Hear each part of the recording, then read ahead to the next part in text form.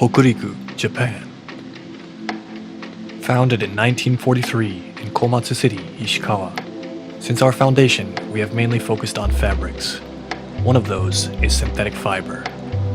Using this synthetic fiber together with our advanced dyeing technology and specialized technology for finishing, we have created high-quality products with sports brands in Japan and all around the world. In recent years, this area has extended beyond fashion into other fields, such as medical, building material, and electronic material fields.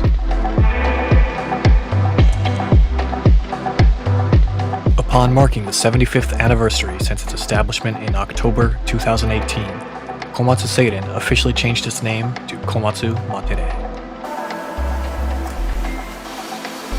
The reason for this change is not to depart from the collaborative work with fashion thus far, but rather, in order to further spread the specialized technology cultivated over the years through fashion to the world. Based on the theme of art and technology, we are striving to achieve an even higher level of manufacturing, as well as the industrialization of our technology.